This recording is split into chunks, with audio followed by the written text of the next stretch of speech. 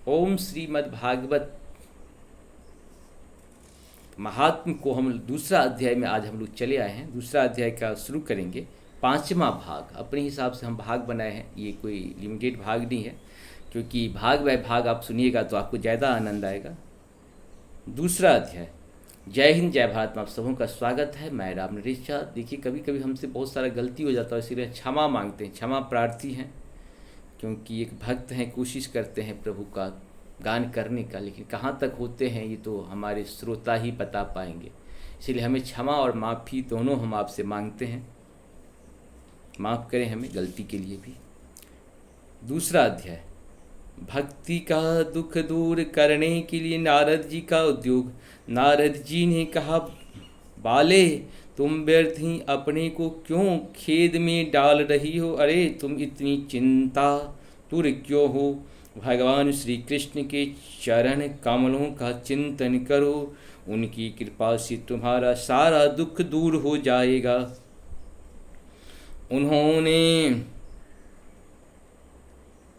जिन्होंने कौरवों की अत्याचार से द्रौपदी की रक्षा की थी और गोप सुंदरियों को सनाथ किया था, वे श्री कृष्ण कहीं चले थोड़े ही गए हैं। फिर तुम तो भक्ति हो और सदा उन्हें प्राणों से भी प्यारी हो। तुम्हारे बुलाने पर तो भगवान नीचे के घरों में भी चले जाते हैं। सत्य, त्रेता और द्वापर, इन तीनों युगों में ज्ञान और वैराग्य मुक्ति के साधन थे, किंतु कलयुग में तो केवल भक्ति ही ब्रह्म सायुज्य मोक्ष की प्राप्ति कराने वाली है। यह सोच कर ही परमानंद चिन्ह मूर्ति ज्ञान स्वरूप श्री हरि ने अपने सत्य स्वरूप से तुम्हें रचा है। तुम साक्षात श्री कृष्ण चंद्र की प्रिया और परम सुंदरी हो। एक बार जब तुमने हाथ जोड़कर पूछा था कि मैं क्या करूं, तब भगवान ने तुम्हें यही आज्ञा दी थी कि मेरे भक्तों का पोषण करो। तुमने भगवान की वह आज्ञा स्वीकार कर ली। इससे तुम पर श्री हरि बहुत प्रसन्न हुए और तुम्हारी सेवा करने के लिए मुक्ति को तुम्हें दासी के रूप में दे दिया और इन ज्ञान वैराग्य को पुत्रों के रूप में तुम अपने साक्षात स्वरूप से वैकुंठ धाम में ही भक्तों का पोषण करती हो। भूलोक में तो तुमने उनकी पुष्टि के लिए केवल छाया रूप धारण कर रखा है।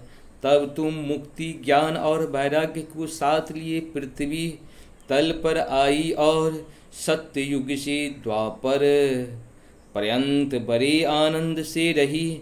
कलयुग में तुम्हारी दासी मुक्ति पाखंड रूप रोग से पीड़ित होकर क्षीण होने लगी थी, इसीलिए वह तो तुरंत ही तुम्हारे आज्ञा से वैकुंठ लोक को चली गई। इस लोक में भी तुम्हारे स्मरण करने से ही वह आती है और फिर चली जाती है, किंतु इन ज्ञान वैराग्य को तुमने पुत्र मान कर अपने पास ही रख छोड़ा है। फिर भी कलयुग में इनकी अपेक्षा होने के कारण तुम्हारे ये पुत्र उत्साहहीन और वृद्ध हो गए हैं। फिर भी तुम चिंता न करो, मैं इनके नवजीवन का उपाय सोचता हूँ।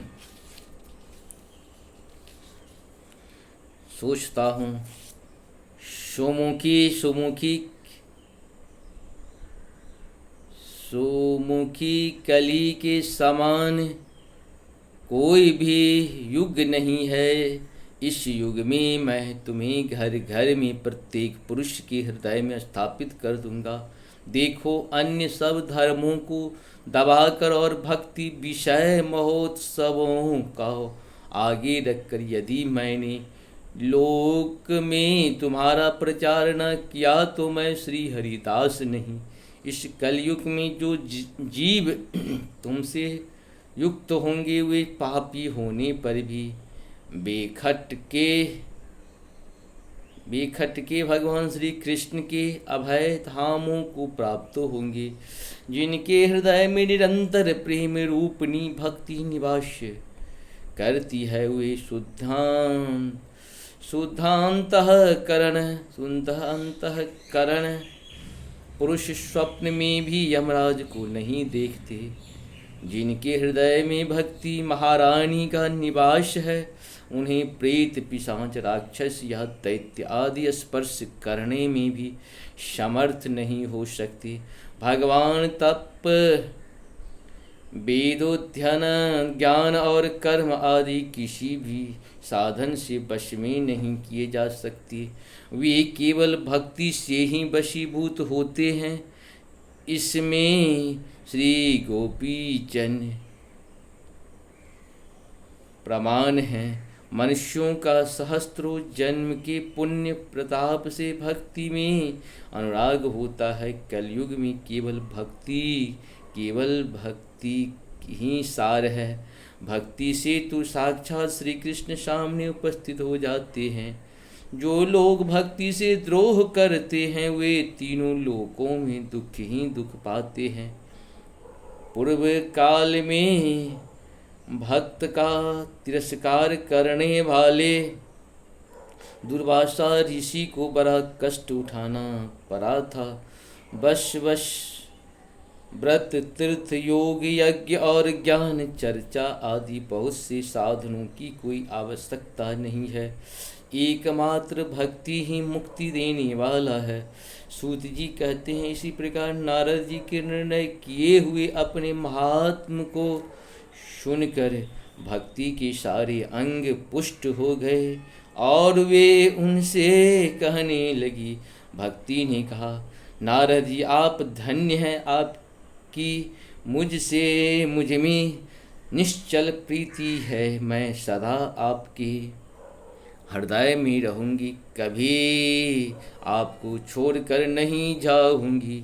साधो आप बड़े कृपालु हैं, आपने क्षण भर में ही मेरा सारा दुख दूर कर दिया, किंतु अभी मेरे पुत्रों में चेतना नहीं आई है। आप उन्हें शीघ्र ही सचेत कर दीजिए, जगा दीजिए।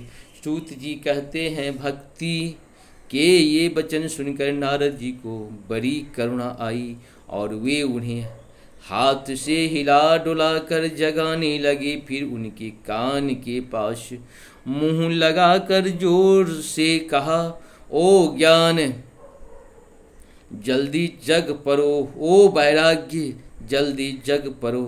फिर उन्होंने वेद ध्वनि, वेदांत घोष और बार बार गीता पाठ करके उन्हें जगाया। इससे वे जैसे तैसे बहुत जोर लगा कर उठे, किंतु आलस्य के कारण वे दोनों जभाई लेते रहे। नेत्र उधार कर देख ही नहीं सके। उनके बाल बगलों की तरह सफ़ेद हो गए थे। उनके अंग प्रायः सूखे काठ के समान निस्तेज और कठोर हो गए थे। इस प्रकार भूख प्यास के मारे अत्यंत दुर्बल होने के कारण उन्हें फिर सोते देख नारद जी को बड़ी चिंता हुई और वे सोचने लगे, अब मुझे क्या करना चाहिए। इनकी यह निंद और इससे भी बढ़कर इनकी बुद्धि वृद्धावस्था कैसे दूर हो। सोनक जी इस प्रकार चिंता करते करते वे भगवान का स्मरण करने लगे। उसी समय यह आकाशवाणी हुई कि मुने खेद मत करो, तुम्हारा यह उद्योग निसंदेह सफल होगा। देवर्षे इसके लिए तुम एक सत्कर्म करो।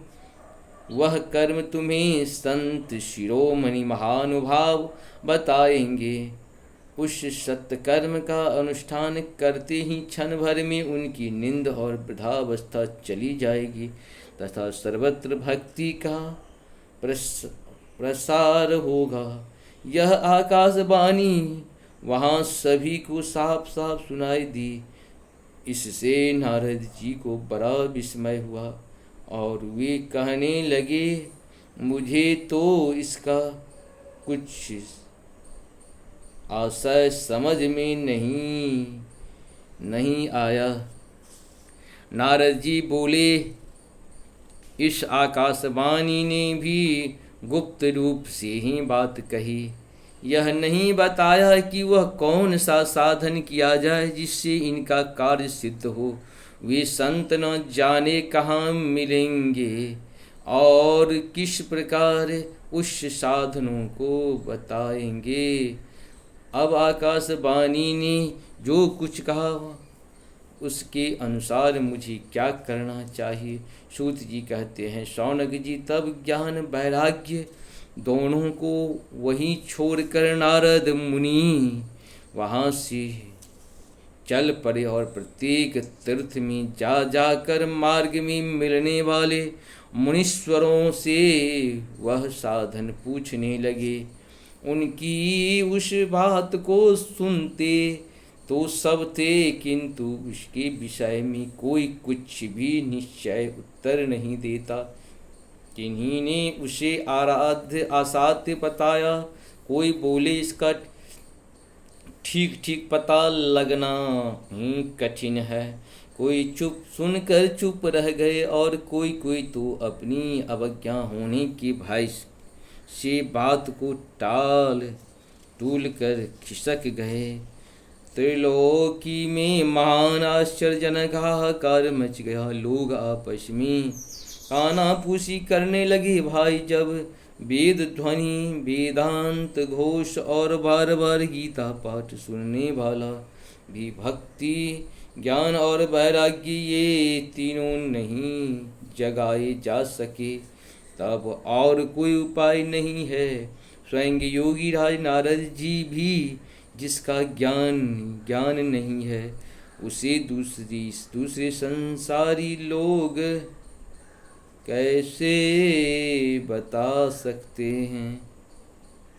इस प्रकार जिन जिन ऋषियों से इसके विषय में पूछा गया, उन्होंने निर्णय करके यही कहा कि यह बात दुसाध्य ही है। तब नारद जी बहुत चिंतातुर हुए और बद्री वन में आए ज्ञान वैराग्य को जगाने के लिए। वहाँ उन्होंने यह निश्चय किया कि मैं तप करूँगा। उसी समय उन्हें अपने सामने करोड़ों सूर्यों के समान तेजस्वी सनकादि मुनीश्वर दिखाई दिए। उन्हें देखकर वे मुनि श्रेष्ठ कहने लगे, नारद जी ने कहा, महात्माओं, इस समय बड़े भाग्य से मेरा आप लोगों के साथ समागम हुआ है। आप मुझ पर कृपा करके शीघ्र ही वह साधन बताइए। आप सभी लोग बड़े योगी, बुद्धिमान और विद्वान हैं। आप देखने में 5-5 वर्ष के बालक की जान पड़ते हैं, किंतु मैं पूर्वजों के भी पूर्वज। आप लोग सदा वैकुंठ धाम में निवास करते हैं, निरंतर हरि कीर्तन में तत्पर रहते हैं। भगवलीलामृतिका रसास्वादन पर सदा उसी में उन्मत्त रहते हैं और एकमात्र भागवत कथा ही आपकी जीवन का आधार है। हरि शरणम भगवान ही हमारे रक्षक हैं। यह वाक्य मंत्र सर्वदा आपके मुख में रहता है। इसी से काल प्रेरित वृद्धावस्था भी आपको बाधा नहीं पहुंचाती। पूर्व काल में आपके रोमर्ग मात्र से भगवान विष्णु की द्वारपाल जय और विजय तुरंत तुरंत पृथ्वी पर गिर गए थे और फिर आपकी ही कृपा से वे पुनः वैकुंठ लोक पहुँच गए। धन्य है इस समय आपके दर्शन, बड़े सौभाग्य से ही हुआ है। मैं बहुत दीन हूँ और आप लोग स्वभाव से ही दयालु हैं, इसीलिए मुझ पर आपको अवश्य कृपा करनी चाहिए। बताइए, आकाशवाणी ने जिसके विषय में कहा है वह कौन सा साधन है और मुझे किस प्रकार उसका अनुष्ठान करना चाहिए। आप इसका विस्तार से वर्णन कीजिए। भक्ति, ज्ञान और वैराग्य को इससे किस प्रकार सुख मिल सकता है और इस तरह इसकी प्रेम पूर्वक सब वर्णों में प्रतिष्ठित की जा सकती है। इस प्रकार से हम लोगों का ये 5वां भाग आज पूर्ण हुआ। 6ठा भाग फिर हम लोग शुरू करेंगे। हरि हरि बोलना है। जय श्री हरि, जय श्री हरि, जय श्री। ओम नमो भगवते वासुदेवाय। आप सबों को नमस्कार, बहुत बहुत धन्यवाद। चैनल को सब्सक्राइब, लाइक जरूर करें। मेरे जय हिंद जय भारत पे आपका संपूर्ण गीता का सार जो है संस्कृत और हिंदी में उपलब्ध है। दुर्गा का पाठ भी जो है सो अर्गला, कील, कवच के साथ साथ 13वां अध्याय तक जो है सरल भाषा, पहले संस्कृत में बाद में हिंदी में अनुवाद है। और अभी भी दुर्गा पाठ का जो जिसमें संस्कृत और हिंदी दिया हुआ है वो सारे हम आपके यहाँ प्रेजेंट करेंगे, प्रस्तुत करेंगे। आप सबों को धन्यवाद। लाइक, शेयर और जय श्री राम। हर हर महादेव। नमस्कार।